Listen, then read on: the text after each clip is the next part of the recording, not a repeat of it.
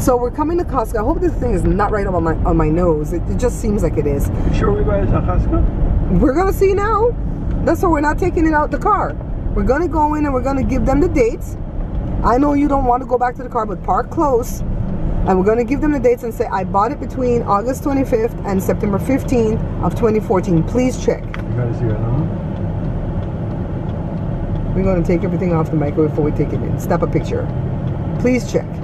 Because I'm not 100% sure I bought it here, guys, but I'm reasonably certain that I bought it here because this is the place I buy these type of things because I want to be able to bring it back if something goes bad. Maybe I'm wrong, but if I could remember, I think we never buy that Costco and I couldn't get the one we want or something like that. Well, Costco sells this one, so let's see. We'll see. I mean, we're here to see. We're not saying that it's written in stone they're going to give us this thing, but we're here to see. I would hate not to look into this and then lose out on an opportunity to get one for free because I got no money to buy one. And Jory wants to buy a $59 one. That's going to be a little one, a kunku one. We need a big one because we put big plates in this thing. Joe gave me Hatina just now because I know I buy this microwave here. I know how my brain thinks, right? Only Joshua was the only one that backed me. You know, Jory's like, you sure you didn't get it at Walmart? I don't buy stuff like this at Walmart because I know Costco return policy. I don't buy one. No, that's for the shop. I don't know if you heard me when I was coming out of Costco, but Mr. Joe over here threw me under the bus. The minute we got to the counter, I told the guy, check between August 25th and September 15, 2014, because that's when it appeared in my videos, right? So he checked and he goes, I went all the way back to 2012 and it's not showing up. And he says, you've got the Blendtec blender, you got this blender, the NutriBullet, the Nutra this, the Nutra that little stove that I bought before. I keep having to fix the camera, guys. That stove that I bought before and all these things, toaster oven, toasters, but that's not showing up. And like I told you guys, I wasn't like 100% sure that I bought it there, but I was fairly certain that I bought it there because I know how my brain thinks, and I wouldn't buy a big investment like that at Walmart. If it was $59 or less, I would buy it at Walmart. If it's above that, I tend to go to Costco if Costco has the item because they have a really good return policy. So I didn't know that it was this good though. It's 4 years. 4 years. 4 years. When I see people take back beds and all type of stuff, I'm like, what? But girl, let me tell you, this came in so handy for me because I don't have the money to replace the microwave. So the guy says, you know what? Because Joe opened his big mouth and he said, I told you didn't buy it here. I looked at him and I said, look, don't you throw me under the bus because I know for a fact, I had a poker face. I know for a fact I bought it here. Something's glitching in his system. And I said, you do sell this type of microwave, right? And he goes, yeah. So he goes, wait, let me check one more department because I see something's about to pop off here. So he checked his other department and he goes, what do you know? She was right.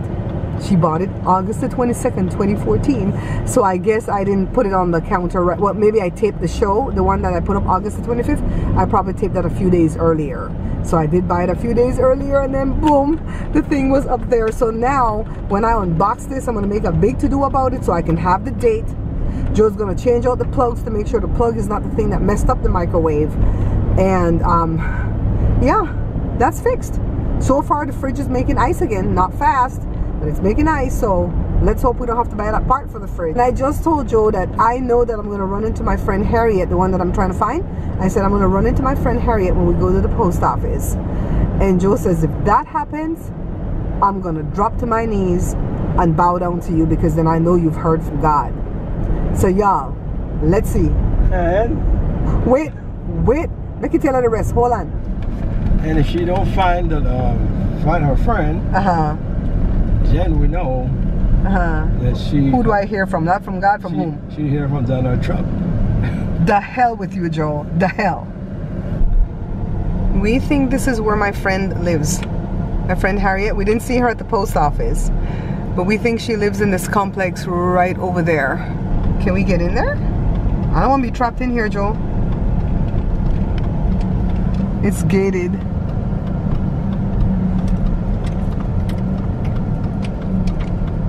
There's no thing to call on? A call box? Huh? Oh, we're still looking to see if this is the address? This is a library. What? Well, I guess upstairs is not the library. The reason we're so persistent about this is because I really treasured Harriet as a friend. People might say, well, why doesn't she come and find you? She's so close to you. She was a weird character. She was really weird. So let's see what it says. Let's see what apartment it says. So we actually found the address that's on the internet. And Joe's like, let's go ring the doorbell. I'm like, we don't do stuff like that. We don't ring people's doorbell. They're gonna shoot us. But nobody came to the door, sadly.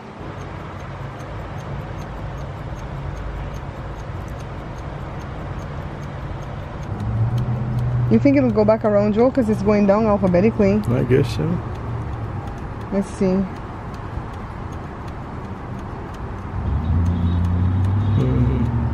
Okay, we're looking for S, yeah? Maybe S or H. There. How do we call? Oh. I see you press the red button. The red button? We found her, guys.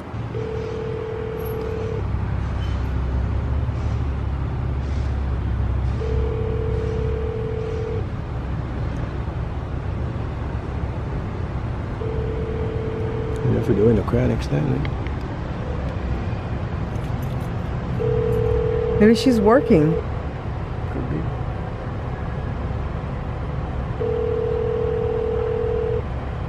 Alright, so I can safely say that I found her. Okay, let's go now. If I end up I did. I know.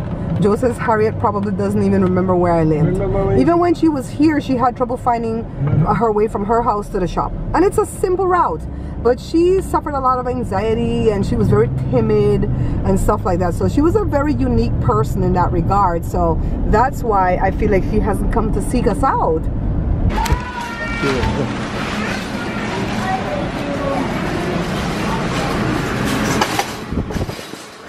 So I told you, I said, I'm walking away from this friendship because I don't trust this kid. Because when we went to his wedding reception, right, Jada? He got married a year before and they had him a reception.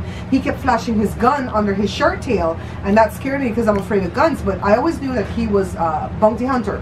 He worked for a company that did, you know, like Aladdin Bales Bond or something like that.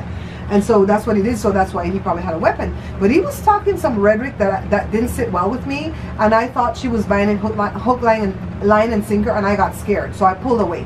So now Jory called, and Jory said, Mommy, I have cheese made. So we went to go look it up on the internet. Jada, read. Sorry, hold on. And I quote. I hope this fun It's not loud. Okay.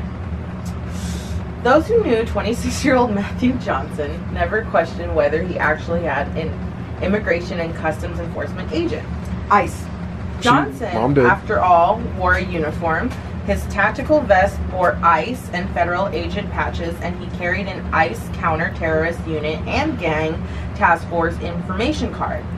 On Facebook, he described his job as fugitive apprehension and for the Department of Homeland Security. As part of his facade, which lasted throughout much of 2017. Johnson once flashed his car's blue and red emergency lights to chase another vehicle, which caused a collision.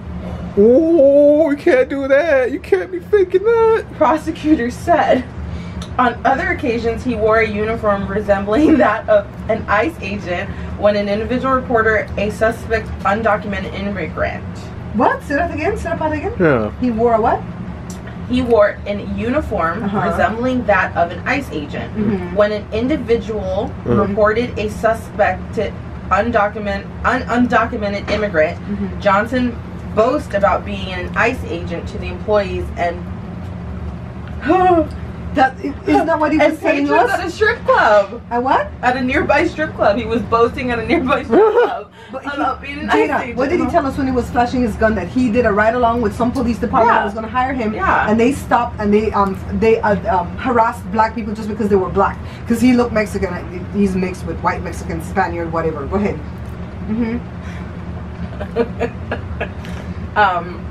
Nearby strip club. Deja Vu Showgirls, an industry in California, prosecutors said, but Johnson was not an ICE agent and never was one.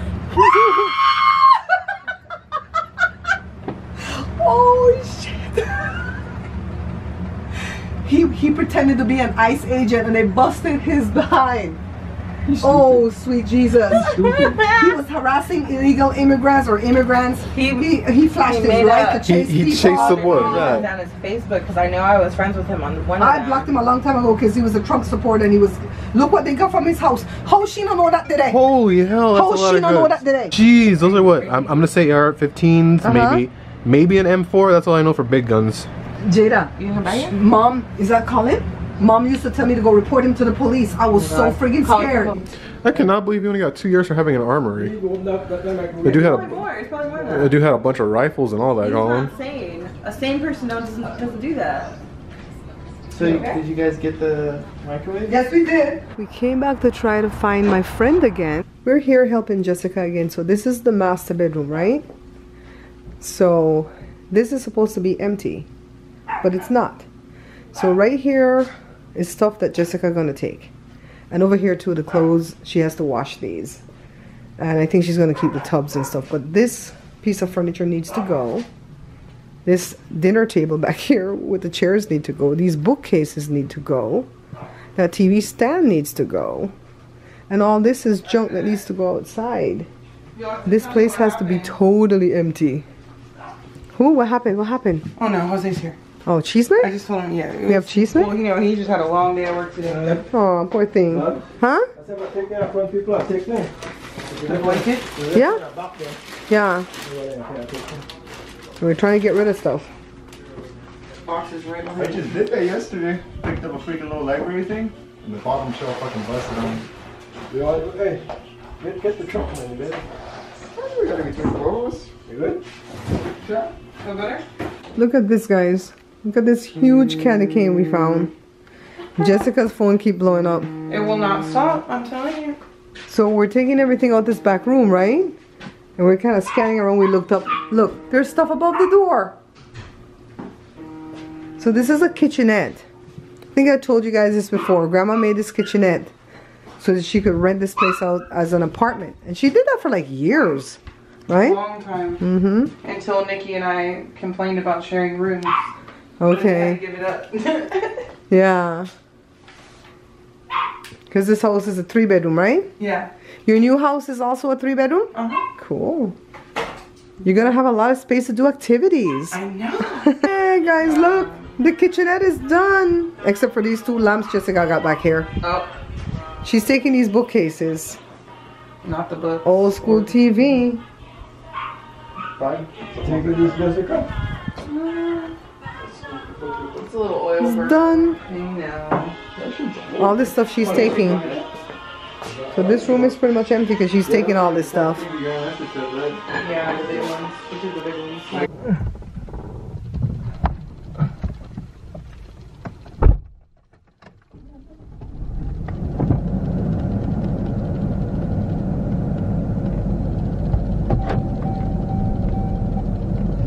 Hey guys, I really didn't want yesterday's vlog to be a 2-day vlog, but I needed to put this ending on it, and the batteries from both my cameras died, so I had to wait till this morning.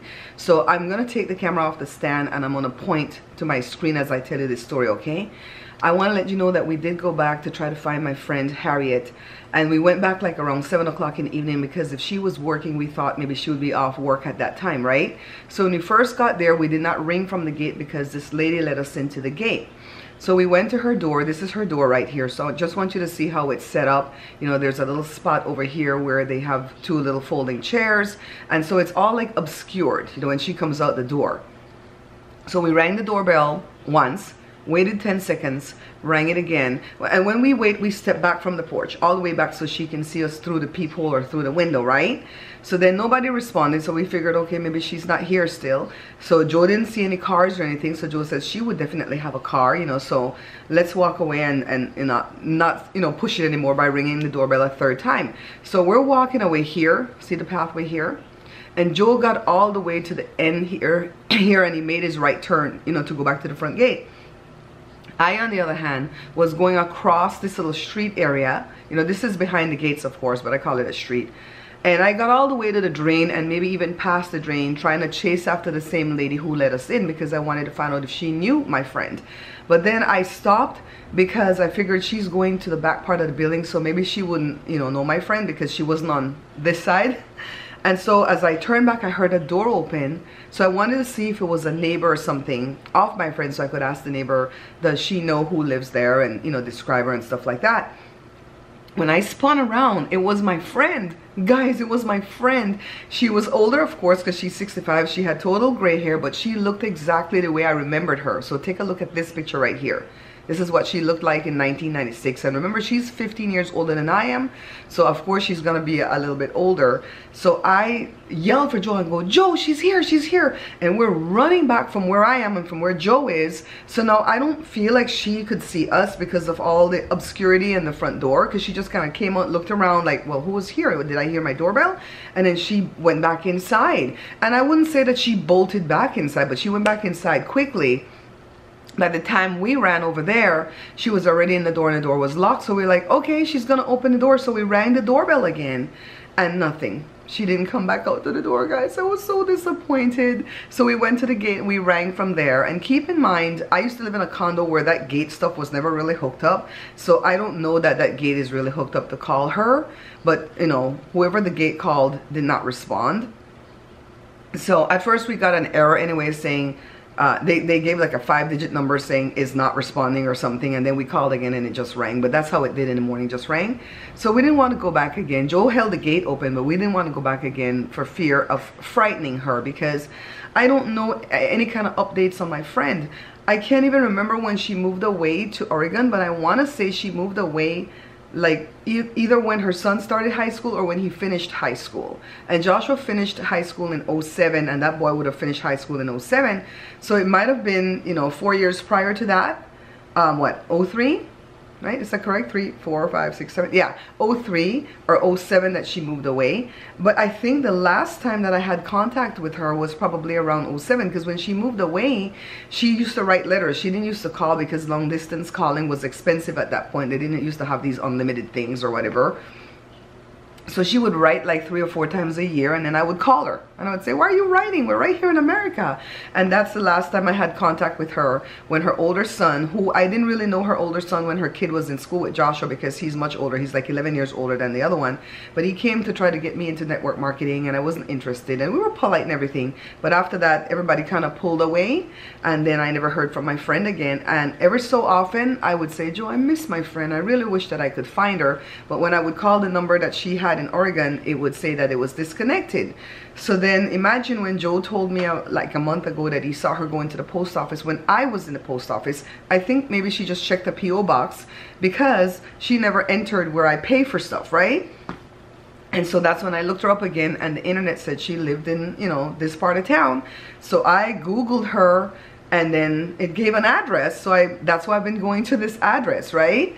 So the last time when I tried to find the address, Siri flaked out on me and I couldn't find it. I had to update the app. And so then I went back, and now I know that it's her, that she's here in town. So now I don't know how to approach this, because I don't want to become like a stalker. But my thought process is to go back and leave a note under the mat or something, or in the door, or under that little ornament that's in the door, and just tell her, hey Harriet, this is Barbara and Joe, you know, Joshua's parents. You know, do you remember us? And because I don't know, what if she has like dementia or stuff like that, right? Because why would she not come back to the door? But then I was telling Joshua last night, and he goes, Mom, you know, she was always an oddball. And the best way to describe her is that she was timid. She had some anxiety issues. She was well into her 40s at that time, and she would wear like little midriff bear type tops where you just tie right here where just a little bit of your midriff is showing. But then her personality didn't match that top. You know what I mean? And then she was just like, you know, she would just talk really quiet, like, Barbara, I saw this show last night on TV, and this little girl was spitting water from her mouth while she was talking and laughing, and that kind of grossed me out. What do you think about that? That's kind of gross, right? And she would just ask you little things like that out of the blue, and you know, you really didn't know how to, like, you know, figure her out, you know. So Joshua says, Mom, maybe you just kind of frightened her. Maybe she didn't remember you because when she left town, I was like 275. I was pretty close to 300 pounds. And now I'm much closer to 175. You know what I mean? So maybe she doesn't recognize me, and she didn't see Joe because Joe was around the bend. So, well, maybe she saw Joe because Joe came back and stood in the door with me. But then Joe's older too. I don't know. Guys, tell me, should I go back? I don't want to scare her off, but I want to get in touch with her before she moves again or something, you know? So should I go and take this note? Tell me what to do, all right? Joe thinks that we won't go back again today, but that we'll probably go on the weekend when maybe her son is home, because I don't even know if her son lives with her because I can't find nothing on him on the internet. So anyways, let me go back to the story that I told, the story that unveiled or unraveled in the middle of my vlog. So my friend Linda had been my friend since 1996. I would still say she's a friend, but I made a conscious decision to cut off communication with her when I closed my shop January 2017. And it was because of this one wild story that she called and told me. I went to the post office to do an address change, and I was in line already when she called me, and she was hysterical. So I got out of the line and lost my place in line. So I'm telling you that I was at the post office because I was pressed for time. So I couldn't spend a whole lot of time with her on the phone. And she was crying, and she told me she needed prayer for her son Matthew because he got sent away to Afghanistan. And the group that he arrived with was all killed the minute they arrived because of heavy fire or whatever. And he was the only lone survivor hunkered down in a bunker that was calling her from a satellite phone, telling her what was going on. And she was beside herself with worry. And so I'm like, wait a minute, Afghanistan? Why did he go to Afghanistan? He's a bounty hunter. You know, they send bounty hunters in Afghanistan now. And she goes, no, he got hired by ICE. And I said, ICE? ICE is homeland. That's immigration for here. That's not overseas. They don't send people overseas. And then she's all like, well, they sent him and a group overseas to go chase after a fugitive. And I'm like, oh, okay. And I said, well, I'm going to pray for him. I said, but oh my God, calm down, you know, take a deep breath. And she's like, oh, you don't understand. You know, he's my only child, blah, blah, blah, blah, blah. I'm like, okay, Linda, I'm in the line at the post office, but I'll call you back when, you know, I get out the line. And so I got back in the line, and this thing wasn't sitting well with me. It was kind of sitting heavy on my chest because I just felt like it was a lie. And I wasn't sure if she was the one telling me the lie or if she bought into his lies. Because for some time now, I've been believing that he was quite the liar. And it goes back to 2015 when he came down with kidney cancer. And he was sick at the same time my mom was sick with her cancer. And we were swapping cancer stories and comforting each other, me and my friend Linda. Now, Linda was a good friend.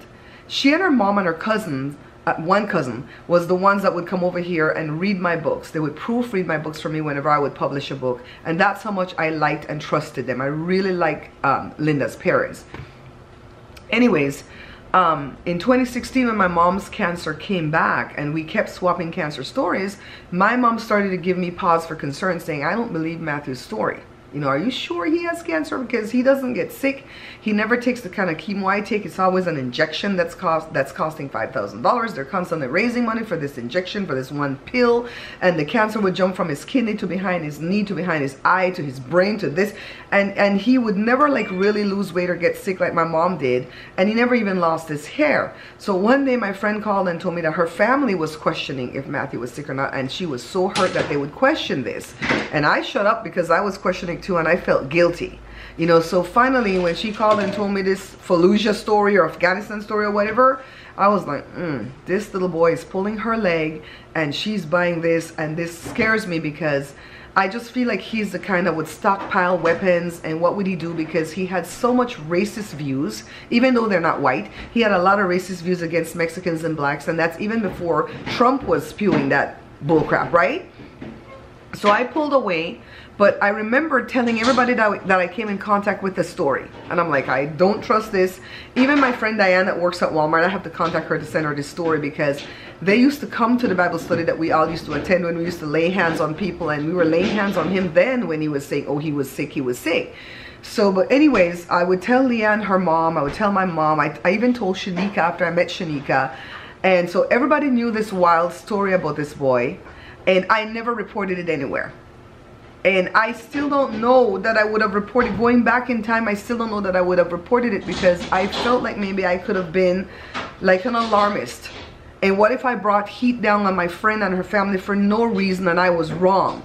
You know, I had a great fear of being wrong. Joe, what are you doing, honey? Joe? What you doing back there? I hear like a lot of noises going on.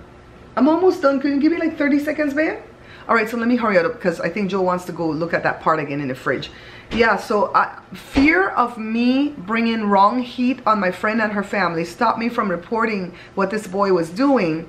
And look, it could have been much worse. He could have unraveled and opened all those weapons on people. I mean, he had 2 bazookas, or I don't know what they call bazookas nowadays, stuff that you launch rockets from. He had rifles, he had shotguns, revolvers, he had all types of weapons. And the girlfriend in the story said that he was giving her $1,500 to $2,000 a week for no reason. Where was he getting this money from? Because his mom surely could have used the help. They're not rolling in dough. You know, so what was he getting? Was he selling dope? Was he selling money? Not selling money. Was he selling guns? The last time I saw this young man was when we had the meth lab. Joe, that's the last time we saw him, right? Yeah. When we had the meth lab at the shop, and Osley told us it was a meth lab and I wanted proof, and Linda said, Matthew can come and he can sniff it out for you and tell you, because in his line of work being a bounty hunter, they come across this type of stuff all the time. And he came and he told me, yes, it's a meth lab, you need to go report them, and I did. You know, so it's like, oh my God, you know, it's like you have this instinct and then it comes to fruition and you scare your own self. Because when Colin came over yesterday, he's all like, you need to report that other guy, this neighbor on my street, because you were dead on with this dude. I remember you sitting and telling my mom and my grandma this stuff, and it was a scary story to hear. You know, so guys, I don't know what I'm gonna do. I'm in that same spot again where I fear that I'm gonna bring undue heat on somebody not knowing the full story. So I guess this vlog is about taking advice. Tell me, what should I do? What should I do about my friend? And what should I do about this other crazy dude that we know? Anyways, let me end this one and I'll start a new one right away, and I'll see you guys tonight, okay? I love you for watching. Please comment and I'll see you guys soon. Bye. Yeah, Daddy, in a kimono. ¿Qué tal, papá?